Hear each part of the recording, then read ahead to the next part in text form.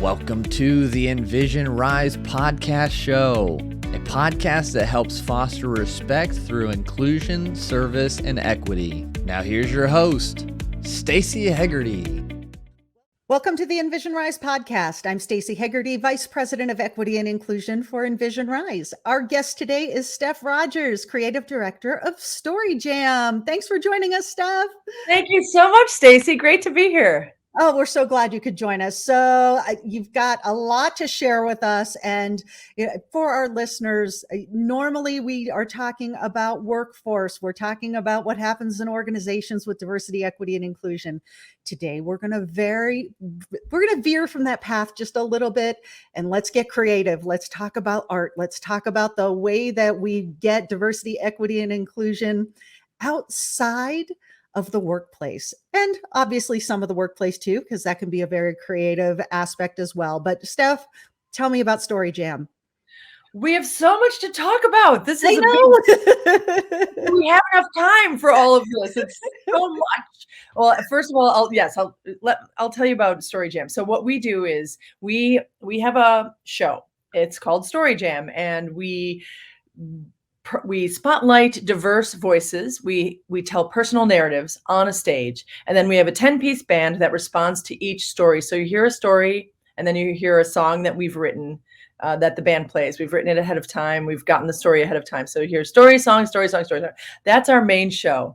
So now we've grown into having 2 live shows a month. And one is in Chicago, and one is outside of Chicago, just outside of Chicago. And then we have a third thing that we do that's an online open mic storytelling event every month, hosted by a wonderful associate of ours named Corey May. But then after all that started to become a thing, people started to ask us to teach storytelling in classes and in workshops and in companies. So we do trainings for storytelling. So we teach people how to basically infuse personal narratives into their pitches and their meetings and their, interactions with their clients. But we also teach individual stories, and then we host retreats. So there's a lot of stuff that we do, all very, focused on DEI. Absolutely. Inclusion is at the very center of our mission. Why storytelling? I mean, from a person who is famous for her terrible storytelling skills, because if you come on a journey with me, we're taking some side quests. But tell me, why is storytelling so important? I mean, obviously in theater, it has to be there, or otherwise you've got nothing for people to enjoy. But why storytelling for outside of theater, for outside of the arts? Well, I mean, come on, every day is filled with stories. So at the end of the day, when you talk to somebody, or when you call your mom or whomever you might talk to, it's all stories. You wouldn't believe what happened to me today. Oh my gosh, I got fired, and then I got rehired, and then I got fired again, and I had an argument. I mean, everything is a story, right? So when you tell a story, if you're veering off the path of the story, at least hopefully you're keeping that narrative in focus. So you have this path, you have a narrative path. We call it narrative structure. It's in every, if you go back to English classes in high school, you learned maybe a little bit about narrative structure. Mm-hmm. The hero has a conflict, the hero has a problem. What was life like before the problem? Then this problem happens, and then what does the protagonist do to get out of that problem? Those are stories that we know how to structure stories naturally. We've learned them, we tell them every day. But if you're, there's a difference between an anecdote and a story. So an anecdote is, oh my gosh, you wouldn't believe this. I got fired, and then I got rehired, and then I got fired again. Wow, what a day. That's an anecdote, but it becomes a story in the sense that we embrace storytelling in the storytelling world of performance. We say that stories really have more of a transformation, so that the protagonist, which is you, because it's your story told in the first person, it's about you, it's your life, something that happened to you. So we say that you had a transformation of some kind. This pivotal moment in your life became transformative. So when we teach people storytelling, we say, anecdotes are cool. You probably have millions of anecdotes. This thing happened, you wouldn't believe it. The car caught on fire, we did this and we did that, and we went here, we went there. But But when it becomes a moment of transformation, that's when we know that it's a true story. So talk to me about transformation. How does that impact people in their personal growth? How does it impact organizations? When someone tells their story, what I often find in DE&I work is it's a whole lot harder to hate someone when you know their story. Do you find that in your work? Do you find that in the storytelling that happens with your organization? yeah, heck yes. And you know what? That's the whole point of it. So if we look different, if you and I look different, and I see you on stage and I say, she looks nothing like me, she has no experiences like mine. But then you start to tell your story. Then I say, oh my gosh, you've been through, and then we engender compassion and empathy for each other, and we build bridges. That's how we see storytelling is the more diverse voices we see in a room and on a stage and in a classroom, and the more we can share our stories and really understand each other. And we've worked with companies in this capacity where, senior level executives seem so removed and distant from everybody else, from the junior level and from everybody else working at the company. But then when that senior tells a story about, by the way, I don't know if any of you know this, but here's how I got into this business. And if there's some kind of, it humanizes the person. If there's some kind of struggle and I made it here and here I am today, and I'm so proud to be here because I know what I've been through. Then suddenly they're a human being and they're not just the head of the company, right? It's so important that we start building. You mentioned building bridges, and let's talk about bridge building. Let's talk about even from from your shows. Let's start there. That how do you go about building a show? How do you go about creating music to go along with that story? And how do you get the audience to become invested in what's happening on the stage? Because sometimes when people are on stage, it can feel removed, and you've got to be able to build that bridge. And I know music does that, and having appropriate stories does that. How do you get performers there? How do you do this? Good question. Well, here's what you do. So you, first of all, people who are up on stage telling stories are usually experienced at telling stories, right? So they know how to structure a story and they know how to hold an audience's attention. But it's not like a play. I studied theater in college. In the theater, we learn to be a blank canvas so that we can be a Shakespearean actor and put on a voice and a physicality. We're a blank canvas as actors. But in storytelling, we magnify our own personal quirks and traits. So if you see I talk with my hands a lot, right? So knowing that I talk with my hands, that's just going to be something I will do on stage. And as long as I'm aware that I'm doing it and I'm using it in storytelling, it's an expression of who I am, right? So when we put people on a stage, we want them to be sort of more of an amplified version of who they really are rather than a character, because that helps the audience relate to that person more. So, however you speak or however you move, you kind of do it, embrace it, even more on a stage, because that's who you are. So that also makes people a little more relatable, right? So, and then we also, when we build a show, putting a show together is so fun. It's a blast, because we're inviting people to tell stories, and we have different experiences. And by the way, I have to say that we had one storyteller tell a story about a drug addiction issue. And so he had drug addiction and he didn't behave his best because of the addiction. But here he is on stage, fully recovered, and telling that story about his challenges. And we are seeing him opening himself up and being a little bit vulnerable. So this guy who talked about doing not such great things, and having not such a great moment in his life, after he got off stage, a lot of people in the audience just crowded around him to give him hugs and say, "Oh my gosh, that was such an amazing story." And, isn't that cool that somebody who talks about their, something not not showing themselves in the best light, that they can really touch an audience to the Mhm. point that the audience wants to talk to them afterward and be there. So when we structure a show, we definitely make sure that the storytellers are aware of how to put a story together. And then we get the stories ahead of time, and we might give a few suggestions, or we might, kind of do a little bit of coaching on the stories. And then we take the stories and we read them. And then I have to go write songs. Now I figured out that I can hire other songwriters to do it with me, but because writing 7 songs for 7 stories every show was a lot. But anyway, we write the stories. We write the songs. We rehearse the songs the day of the show. It's all very like spontaneous. Let's put it together. We can make a show. But if you hire the right people for anything, the job gets done, and it gets done really well. So luckily, I think one of my skills is that I know who to call for like, who's the best person? Who's the best keyboard player I can call? Who's the best drummer? Who are the best storytellers I can call? And then while maintaining our mission of diversity on stage, obviously, because that's important, that the audience has that experience. Our audience is generally homogenous, a little bit homogenous generally. So it's diverse, but it's,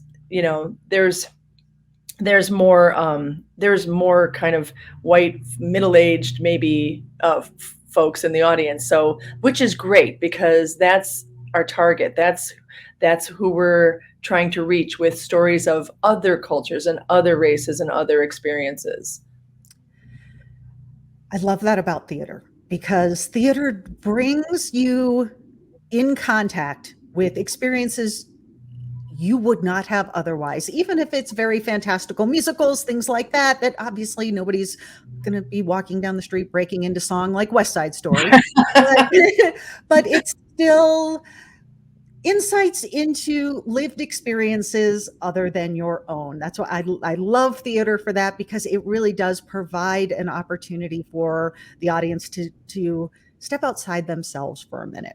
So that's the theater piece of what you do. Tell me about the other part of Story Jam, where you're getting people who are not theater people to necessarily to step outside of possibly their very buttoned up professional selves and share their story. I'm thinking about the person in recovery that you were talking about, telling their story on stage, and how being open in that way build a bridge between that person and the audience, and the same people in the audience that if they saw him on the street or heard a story about his past behavior would at best ignore him, at worst consider him a threat.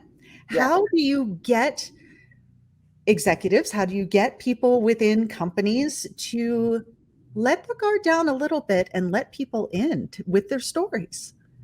Oh, it's so true. I mean, there needs to be some convincing sometimes. And what I think we need to break down in general is this idea that we have to be buttoned up and we have to be polished and perfect, because that's not humanity. And people are way more relatable, especially salespeople. They're way more relatable if they're just who they are and they show some honesty. We say in storytelling, tell a story from your scars, not your wounds. So if you have stories that that you are able to share that were difficult challenges, but you've gotten through them and you're here to tell the story, that just makes you even more interesting and relatable, to your clients, I think. So, well, when we're in these training sessions with businesses, it's not like a room full of actors who are just ready to go. Let me tell you my whole life story.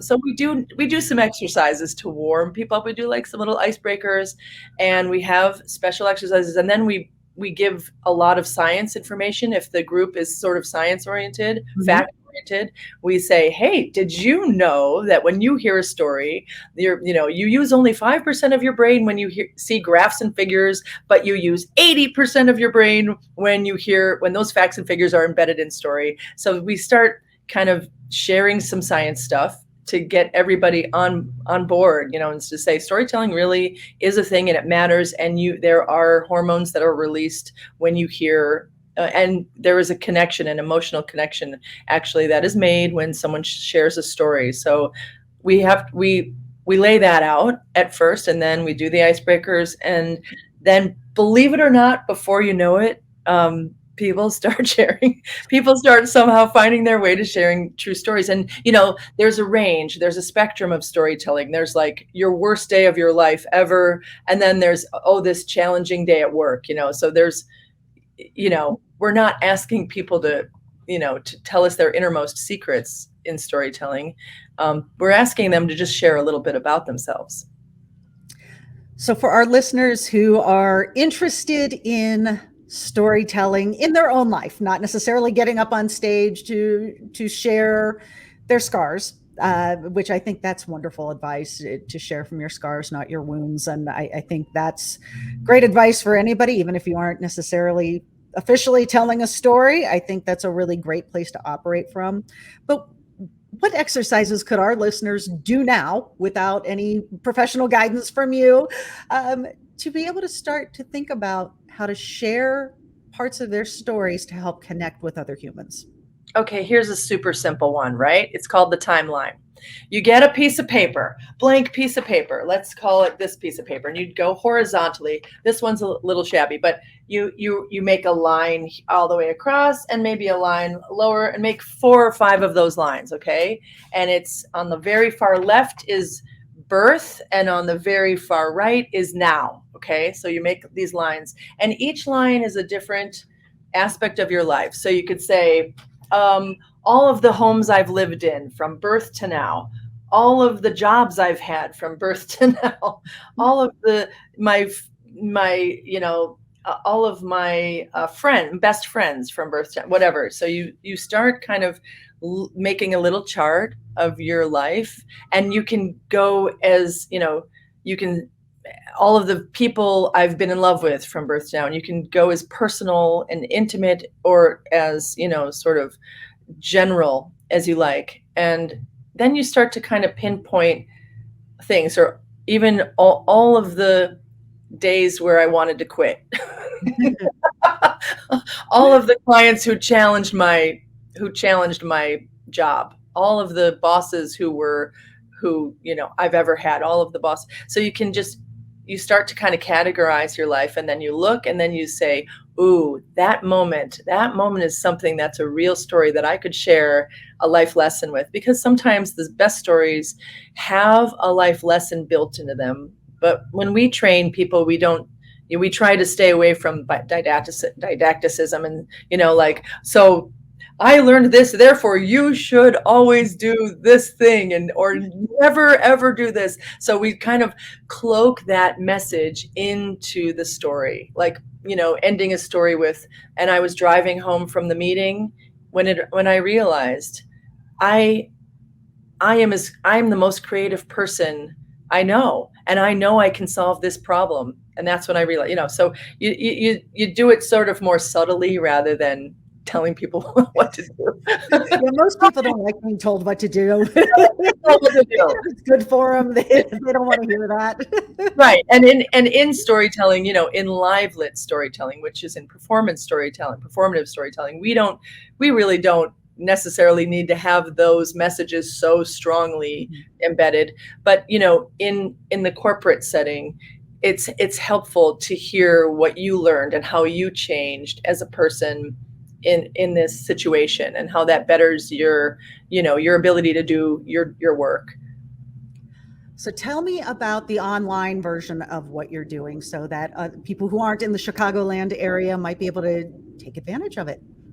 Oh, wow. We have so many cool things. It's unbelievably fun. We have classes online. So they're at, if you go to storyjamstudio.com, classes are all of our information about classes, trainings, workshops. And, we work with adults mostly. We do work with children sometimes. So we work with, we have a group of girls that we work with sometimes through After School Matters. And they're girls, it's a program in Chicago that is mostly in the underserved communities. And It's like girls who have been through a lot of trauma, and we have a social worker who we partner with, and we teach them storytelling techniques and help them get their stories out, because also there is the therapeutic aspect of storytelling. When you have a story that's, really laying on your chest, getting it off your chest, as they say, has therapeutic effects. It's been studied. We talk about it in our classes sometimes.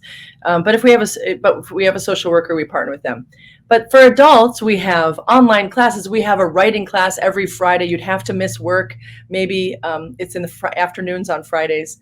But, I think your boss would understand if you're doing skill building like this. But then we have, nighttime classes, storytelling classes, trainings. We are actually hosting a retreat in about 4 weeks in person. So that you'd have to come to the Chicago area, but it's going to be a beautiful weekend setting. And then we have a week's worth of workshops leading up to the weekend. So we have many, many, many things on the website. Oh, that's exciting. Oh, such good stuff.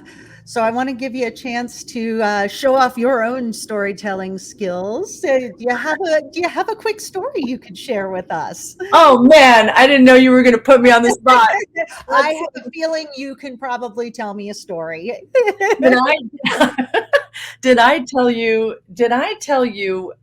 we chatted for a moment before today, mm-hmm. And did I tell you the story? Because this is just recent, and it sort of still shocks and surprises me. But I told you the story. I don't know if I've shared it, but the event, we're invited to do a corporate event, and it's all on Zoom, and this is pretty recent, and I'm trying to do our exercises, and I'm talking about our storytelling and the impact storytelling has and how awesome it is. And everyone's videos and microphones are off. It's on Zoom, and no one has any interest. They're required to be there. They already hate me.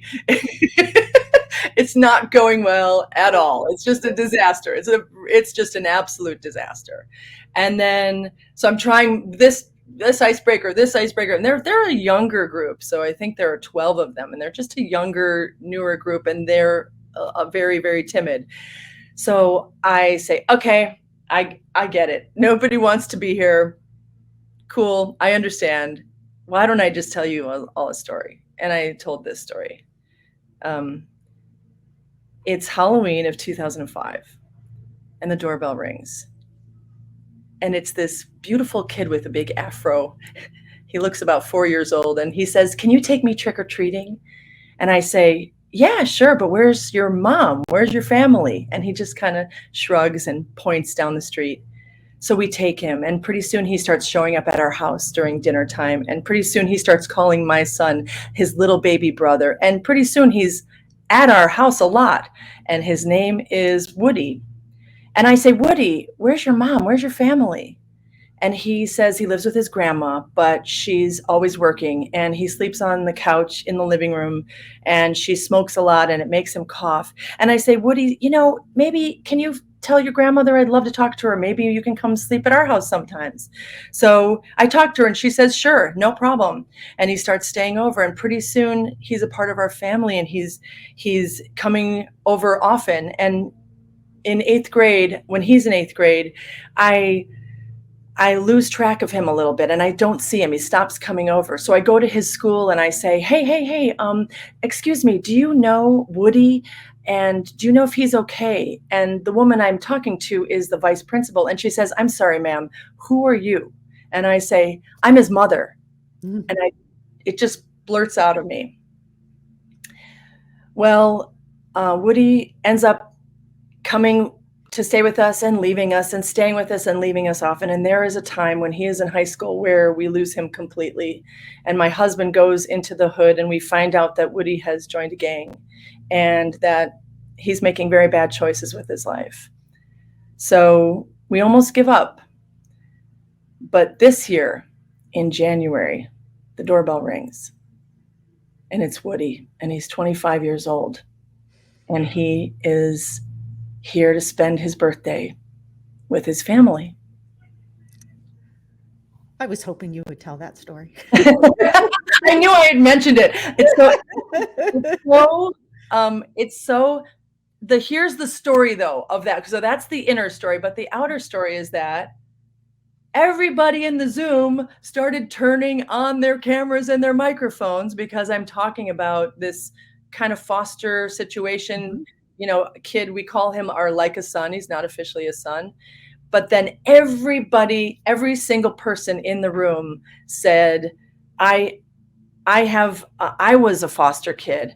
I want to be a foster parent. I'm in the middle of adopting 2 kids right now. Or my husband and I haven't adopted, every single person had a story, and they had no idea. Most of them had been working together for about 7 years, and they had no idea. They all had this in common. It was like remarkable. It still blows my mind. Like, really? Nobody talked about their personal lives. I'm so glad that you mentioned that this was done over Zoom, because it comes up so much in my work that, being remote for these past few years has been really challenging. We haven't been able to connect with one another the way that we used to. Maybe you're not telling enough stories. It's true. I mean, that story, the Woody story, is a little, I went on a little too long because I was like meandering a little, trying to remember, but it's really a story that should be told in about 90 to 99 seconds. And that's all you need. You need 60 seconds to tell a story, really. You start with some kind of a problem, you have an issue of some kind, and you need to get something, gain something, lose something, win something. You need something. The character, which is you always, needs something to happen, right? And or there's just a conflict. There's just a big problem in the way. And then what we say in storytelling is that a story is, the plot. That's the story. And then, but there's also the internal story, which is what's really going on inside of you. What are you thinking? Like, I was thinking, where is this kid's family? Who is his family? And then I find out at the end, we're his family, which is a sweet story in our lives that is very meaningful to us. But it also, by telling you that, hopefully you can say, oh, she's relatable, and that's a story I can relate to. Something was missing, and then it wasn't missing anymore. And there are a lot of ways to tell a story. There are a million ways to tell a story, right? But you want to think of what do you want your audience to take away, and what's the impact you're trying to achieve, right? I love this so much. I could talk with you all day about storytelling, but we are coming up on the end of our time. Steph, I know you gave the website earlier. Go ahead and give it again so that our listeners can check you out. Thanks. Okay, so our website is storyjamshow.com. Excellent. Thank you so much. And if you want more information on Envision Rise, you can find us at envisionrise.com. Steph Rogers, thanks so much for joining us today. We appreciate you. Thank you, Stacey. What fun.